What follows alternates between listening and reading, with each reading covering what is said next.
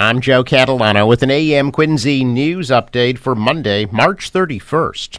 The new Quincy Animal Shelter on Quarry Street becomes active today. President Sandra Sine says the shelter is relocating from their temporary home on East Quantum Street to the new Quincy Animal Care Center across from the dog park off of Quarry Street.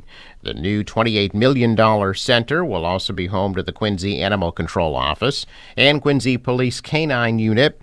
The new facility will offer expanded adoption hours, a public meeting space, a dedicated veterinarian treatment area, and a dedicated area for cats. Sine says the shelter will likely have a soft grand opening in April and then a more formal opening later this year. Beginning today, National Grid will begin rebuilding Newport Avenue after recently completing the North Quincy Cable Replacement Project. Starting at Furnace Brook Parkway and heading north, the roadway will be repaved and sidewalks will be rebuilt. Phase 1 will rebuild Newport Avenue up to Cedar Street. And at the same time, National Grid is also rebuilding Furnace Brook Parkway between Armory Street and Newport Avenue. That work's taking place weekdays from 9 a.m. to 3 p.m. through May 25th. Eventually, all of Newport Avenue and a portion of Furnace Brook Parkway and Southern Artery will be rebuilt by National Grid after they spent the past 3 years replacing a major underground power cable that runs under those roadways from North Quincy to the Field Street substation. A historic house in West Quincy made of Quincy granite may be spared from the wrecking ball. Quincy Mayor Thomas Koch says he is working with the owner of 92 Willard Street to save the house and move it to the Quincy Quarry and Granite Workers Museum location off Raschuti Drive. Greg McDonald, who owns the Common Market restaurant across the street, wants to remove the house and put up a 58-unit apartment complex. Residents at a recent public hearing were upset about losing a piece of Quincy granite history. The home was built of full-sized Quincy granite blocks in the 1830s. It is on the National Register of Historic Places. Mayor Thomas Koch says that McDonald has agreed to give the house to the city, and he may tap community preservation funds to move it to the museum site and then rehab it for museum exhibits. Quincy-based Montilio's Bakery is celebrating 76 years in business and was recently inducted into the Quincy Chamber of Commerce Business Hall of Fame at their annual business showcase and expo held at Granite Links in Quincy. George Montilio said his father started the business in the basement of his father's pizza shop in Quincy Center. Montilio said his twin daughters, sister, and wife now handle day-to-day operations, along with a dedicated group of employees. Montilio's now has 6 locations in Quincy, Braintree, Weymouth, Hanover, Avon, and Brockton, and has expanded to include a deli and pizza. Former Quincy High School head football coach Bob Noble is coming back. Noble's joining the Quincy High School coaching staff for the 2025 season. The Quincy High School Football Boosters says that Noble began his coaching career as head coach in the Quincy Youth Football Program in 1977, began his Quincy High School coaching career in 1986, and took over as head coach of the Presidents in 1999 until he stepped down in 2007. Noble was named Old Colony League Coach of the Year in 2003, the Atlantic Coast League Coach of the Year in 2003, and the Boston Globe Division III Coach of the Year in 2003. Quincy was the ACL champion that year. Noble holds the record for consecutive coaching wins in the Quincy-North Quincy Thanksgiving rivalry with 9 victories. He was inducted into the Quincy-North Quincy Hall of Fame in 2010. Noble has also served as a coach in Marshfield and Hingham Public Schools high school football programs. Well, ahead of jury selection tomorrow for Karen Reed's retrial, supporters of hers are gathering and hosting standouts across the country to bring attention to her case. 45-year-old Reed of Mansfield is accused of hitting John O'Keefe, her Boston police officer boyfriend, with her Lexus SUV in Canton. in January of 2022 and leaving them to die after a night of drinking. The defense has sought to portray Reed as the victim, saying O'Keefe was actually killed inside the Albert family home, then dragged outside and left for dead. She's pleaded not guilty to charges of second-degree murder, manslaughter while operating under the influence, and leaving the scene of a crash resulting in death. Last week, Judge Beverly Cannoni ordered that the 200-foot buffer zone remain in effect for Reed's second trial and be extended to include the area bounded by Bates Court, Bullard Street, Ames Street, and Court Street in Dedham Square. Cannoni said the demonstrators will also be prohibited from using audio-enhancing devices while protesting. Reed's first trial ended with a hung jury in July of last year. Jury selection in Reed's second trial is slated to begin tomorrow. 218 potential jurors are being called in. Officials say that a man tracking deer runs in a wooded Plymouth area found a human skull earlier this month. According to a police report, on March 6th, a hunter looking for deer antlers in the woods along Route 3 located what he thought was animal bones. Upon further inspection, he determined that the bone was too round to be any known animal skull and thought it might be human. The man went to the Plymouth Police Department to report his finding. Officers immediately responded to the area and determined the bone was, in fact, a human skull, with its lower front sections, such as the nasal and jaw, missing.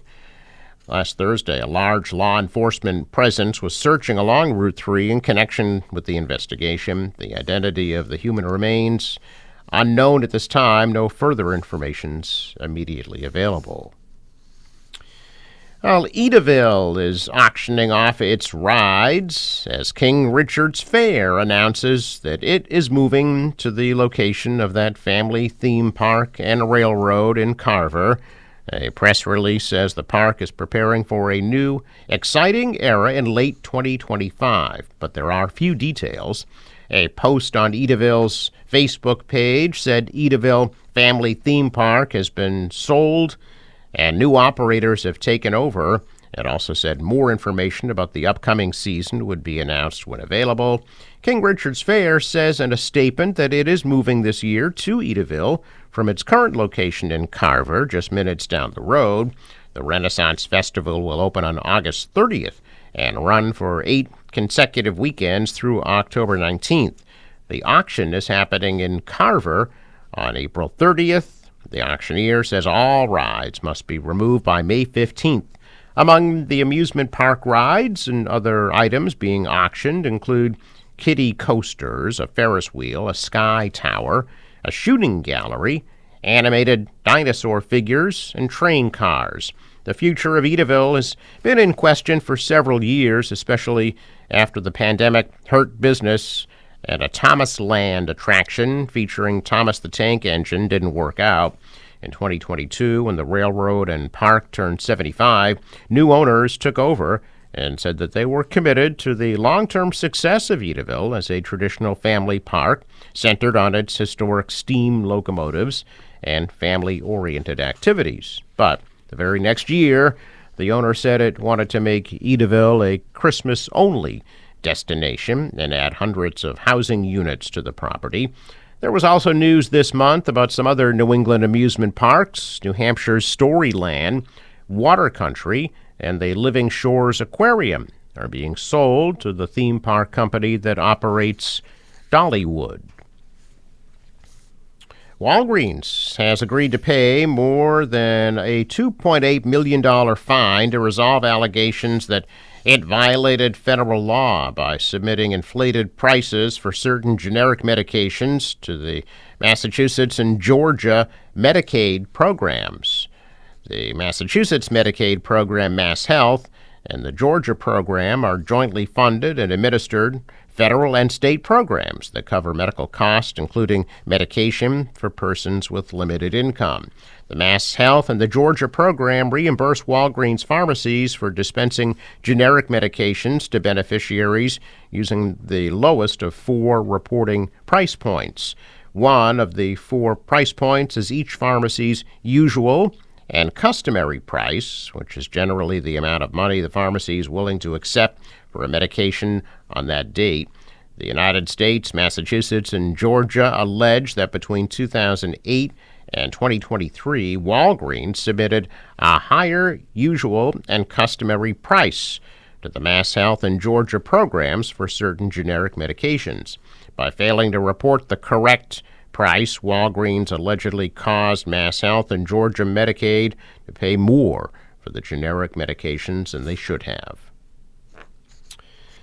Fontbonne, the Early College of Boston, a leading Catholic school for young women serving grades 7 through 12 in Milton, celebrated its 70th anniversary with a gala this past Saturday night.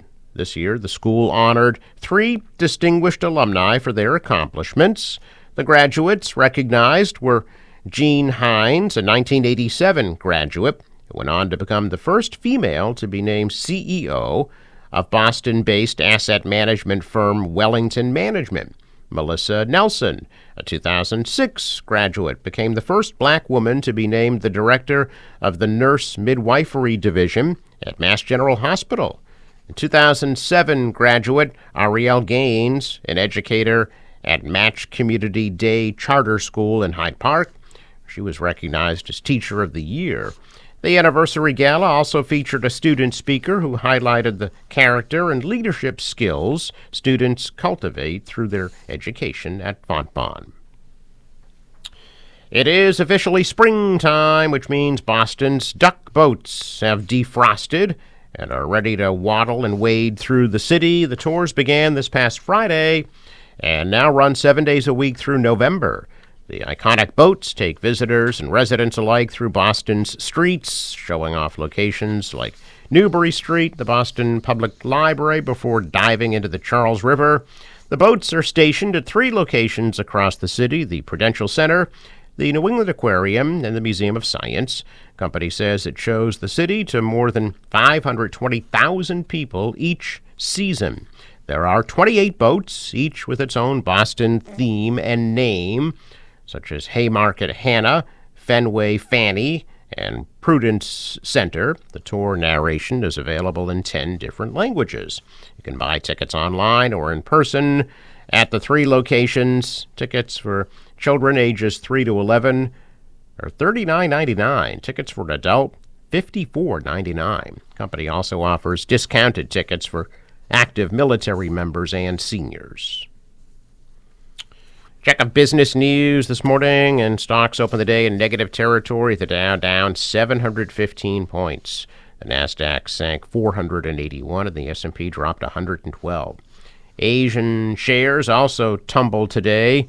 The dollar fell, the euro rose. Oil is at $69 a barrel. In sports, the Texas Rangers beat the Red Sox 3-2. Sox are in Baltimore today at 2:35. The Celtics will be in Memphis tonight at 7:30. The Bruins take on the Capitals in Boston tomorrow night at 7. Forecast from the National Weather Service. Today, morning fog and clouds, but a mild day with a high 69. For tonight, rain could be heavy at times and a low of 44. Rain comes to an end tomorrow morning, turning partly cloudy, a high of 52. Wednesday, mainly cloudy, high 45. And then some light rain Thursday. Mild again, high Thursday 67. The marine forecast calls for 2-foot waves, winds south 10 to 15, gusting to 30 at a high tide at 1:39 p.m. Sunrise 6:27, sets at 7:09. I'm Joe Catalano with an AM Quincy news update for Monday, March 31st.